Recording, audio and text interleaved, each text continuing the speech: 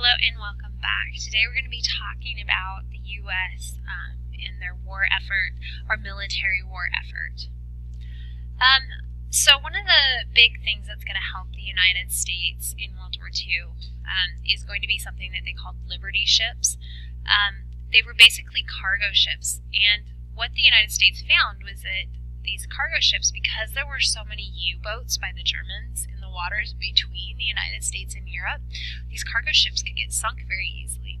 So what the United States came up with was what they called a convoy system, which basically you had all of these Liberty ships, or ships that were carrying cargo, supplies, the war effort, and they would be escorted by destroyers and by airplanes, by ships that were made to take out these submarines. And that's specifically what destroyers, destroyers were able to target submarines, and they would use different technology like depth charges and things like that.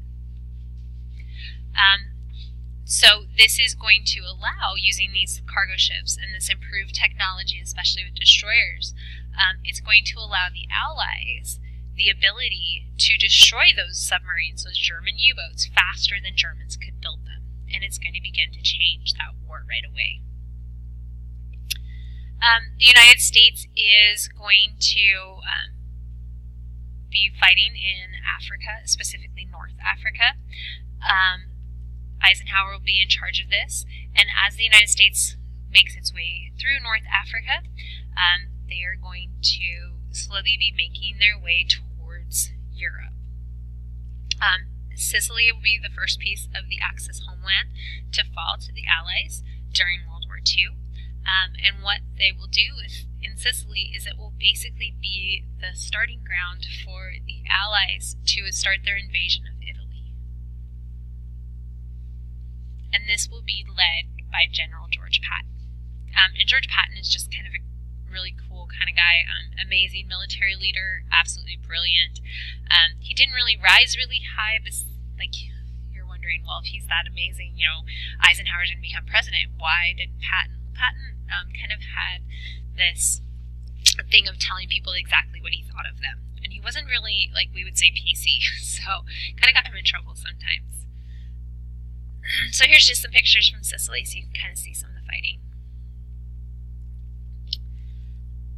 So next we're going to be talking about D-Day, and D-Day will happen on June 6th of 1944, and this would really be the turning point of World War II in Europe. The idea with D-Day, or also known as codename Operation Overlord, was it was a plan to invade France and free not only France but all of Western Europe from the Nazis. This effort will be led by Eisenhower. He was one of our generals, and he will lead about 3 million troops from England, Canada, the United States, those Allied troops, in this invasion. And this is Eisenhower, so you can kind of see what he looks like. So what was the plan? So Eisenhower, or Ike's plan, was to attack Normandy in northern France. He's going to cross the English Channel to land there, and then take the beaches. So you can see these are all of the different beaches and landing sites. So you have Utah Beach, Omaha Beach, Gold Beach, Juno Beach, Sword Beach, and you can kind of see exactly where they're going to be coming in. This is Eisenhower just kind of, talking to his troops. Now, when the troops were landing, you can see this is some of the troops as they're landing during D-Day. The Germans had posted themselves up in the hills, and they had all these machine gun bunkers, there were mines, all kinds of stuff in the way. You can see this is in the water as the troops were trying to land and make it. And these boats that were carrying men were being blown up. The men had to come through minefields. They had all of these barbed wire. You can see they had these Belgian gates. Lots and lots of stuff that the troops had to get through. And then once you got through this and you're on the beach, then you have all of these machine gun nests, and you have these bunkers that they had to get through. And so D-Day was this huge event, and it took a ton of American lives and Allied lives in order to take this beachhead. But it really was central to the plan to freeing Europe. And when the Allies were able to take the beaches when they were successful, this will be one of those moments that really begins to turn the war, because it's going to put Hitler on the run. You can see if you go to Normandy, all of these crosses are for the men who gave their lives during the D-Day invasion. So question, what was D-Day? Was it A, the invasion of Sicily, or B, the invasion of France? What was D-Day? A, the invasion of Sicily, or B, the invasion of France? Once the Allies had taken a foothold, they got the beaches of Normandy, then the Allies are going to begin to move towards Paris to try and liberate Paris. And you can just kind of see, the terrain that they found themselves having to fight. George Patton and his Third Army are going to march on Paris. They will liberate it from Germany in August of 1944. The United States will continue to push. On the other side of the other front, remember the Germans were fighting a two-front war, what you're going to see is that the Soviet Union is beginning to push at Germany also from their side. This will lead to one of the big battles in World War II. It's called the Battle of the Bulge, and this will happen in October of 1944. Americans will capture their very first German city, which is Aachen, and Hitler will respond to this with a desperate, last move. I mean, he freaks out. He's like, "Oh my goodness, they just took a German city. We have to attack." And so this attack will be the Battle of the Bulge. The battle is going to be the largest of the war. It takes place beginning in December of 1944 and goes through January of 1945. It takes place in the middle of winter, obviously. In the snow, the men were forced to eat, sleep, live in the snow. It was extremely cold. There were a lot of deaths, especially in the beginning for the Allies. The Allies will be able to eventually overcome, and they will win the Battle of the Bulge, and they will force the Germans to retreat. The Battle of the Bulge is important because this marks the beginning of the end of the war in Europe, because this is the last time that the Germans will ever make an offensive move. This is the last time they're ever going to try and attack. So the Battle of the Bulge is the last time that the Germans will make an attack, an offensive move. From this point on, they're always on the defensive, and this is really the end. It's the beginning of the end of the war in Europe.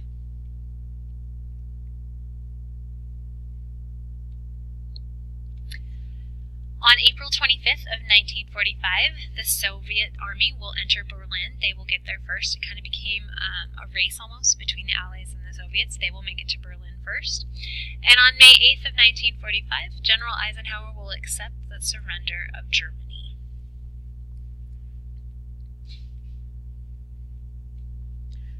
Question: what was the last German offensive battle in World War II? A, D-Day. B, the Battle of the Bulge. What was the last German offensive battle? It was the last ditch effort, that last offensive move. Was it A, D-Day, or B, the Battle of the Bulge? With Germany surrendering, the war in Europe is finally over. It's done. This was called VE Day, or Victory in Europe Day. This was a time of huge celebration, especially when we were talking about Great Britain and France. For the U.S., it was a day to celebrate, but it was also this idea that we weren't done yet. Remember that the United States was also fighting a two-front war. The United States was fighting still in the Pacific.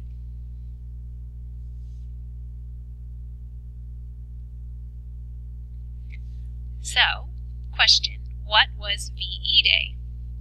Was it A, Victory in the War Day, B, Victory in England Day, or C, Victory in Europe Day?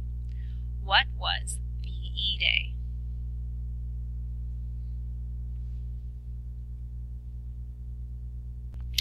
So these are just a few stats. The war lasted 5 years, 8 months, 6 days. Millions of lives, including 6 million Jews who were slaughtered during the Holocaust. 20 million soldiers and civilians were killed in the Soviet Union alone.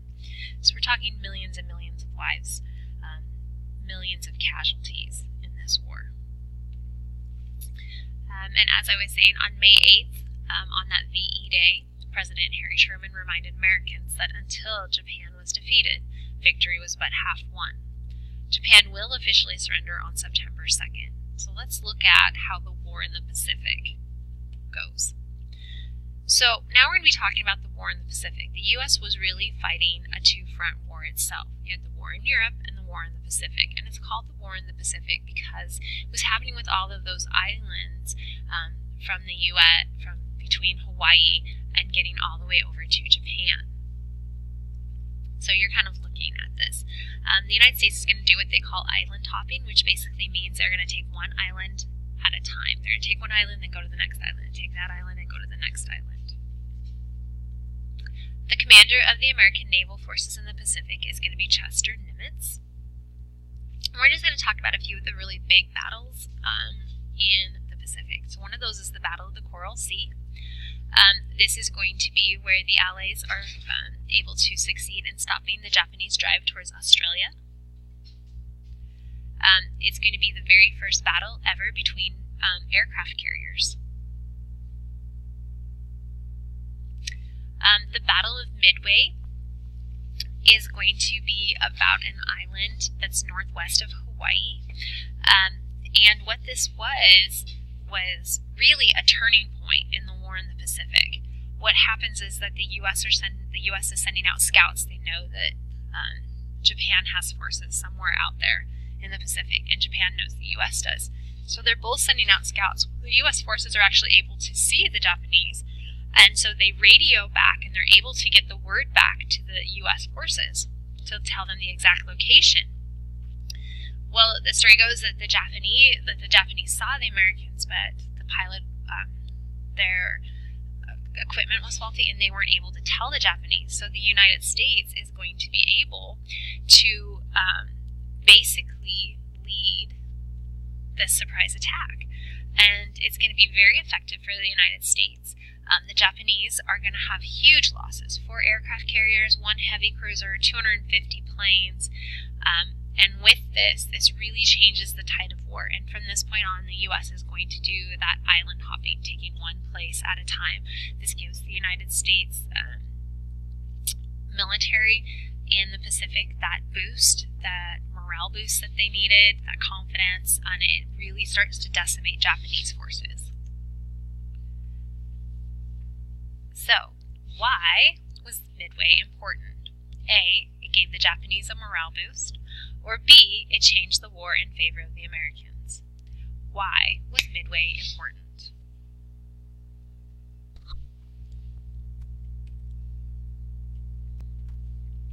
So here's just a picture. The island wars are going to be some of the most vicious fighting in World War II. The men who fight in these wars find themselves facing horrendous conditions. They will find themselves in some cases having to fight against civilians. It's guerrilla warfare. There will be just these horrendous things they find themselves seeing and putting up with. So we already kind of talked about island hopping, that's taking back territory, and slowly the idea is to move towards Japan. The Battle of Guadalcanal is going to mark Japan's first defeat on land. This is some Marines that were storming the Gilbert Islands. What would happen is that the Marines would be the first to go in, and so the Marines are going to see some really heavy fighting and some high casualties as they take these islands. This is a picture of a kamikaze attack. At the Battle of Leyte Gulf, Japan will test this idea of a kamikaze, which basically is a suicide attack. In Japan, honor it still is to point really, really important. And so the Japanese army would basically tell these pilots, you're going to take your plane and you're going to crash it into these ships. And for most of the Japanese men, it was about honor. If you said no, that would look bad upon your family, and if they tried to say no, they would most of the time be killed anyway. And so this was this idea of these suicide attacks. The kamikaze was fairly effective. 424 kamikaze planes sunk 16 U.S. ships and damaged 80. So it was a new method that was tried, and it really shows that Japan was beginning to become desperate. So what is a kamikaze? Is it A, a suicide bomber, or B, an American paratrooper? What is a kamikaze?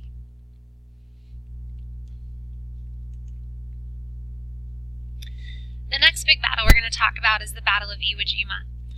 This was critical to the United States because this was going to be, if we could take this, it was going to be where we could make a military base from which we could take our bombers and bomb Japan.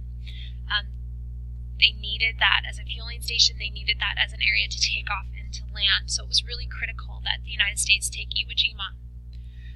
So here you can see these are some of the landing crafts approaching Iwo Jima. It was brutal fighting on Iwo Jima. The Japanese were in the jungles. They were in these tunnels, and so they used flamethrowers. The fighting was hand-to-hand. It was just absolutely brutal at Iwo Jima. Both the U.S. and the Japanese suffered very, very high casualties during this fighting. 6,000 United States Marines will die taking Iwo Jima, and of the 20,000 troops, Japanese troops that are there, only about 200 survive. So very high casualties at Iwo Jima.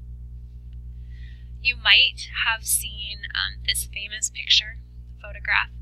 This takes place on Mount Suribachi on the island of Iwo Jima, and this is the Marines from Easy Company that were hoisting this American flag, and a photographer happened to get a picture of them doing this, and it becomes kind of one of those iconic images of World War II. When you think of World War II, you kind of see this picture. The next battle we're going to talk about is the Battle of Okinawa. In April of 1945, the United States Marines will once again take the spearhead, and they will invade Okinawa. Taking Okinawa, 7,600 Americans will die and 110,000 Japanese. In Okinawa, this will not just be the military Japanese, this will also be civilians. The Japanese will push civilians out to fight.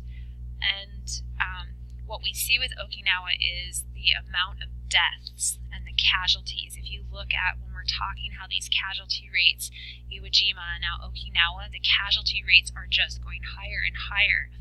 And this is really going to play a factor in how the United States is going to decide to end the war.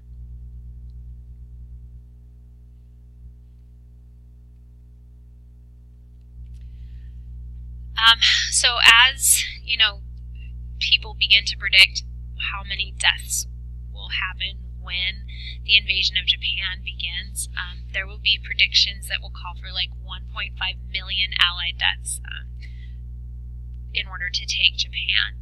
And so what this is going to do is it's going to push the U.S. government to come up with different ideas for how to do this. And that will lead to the atomic bomb ending the war. And we will talk about that in our next section.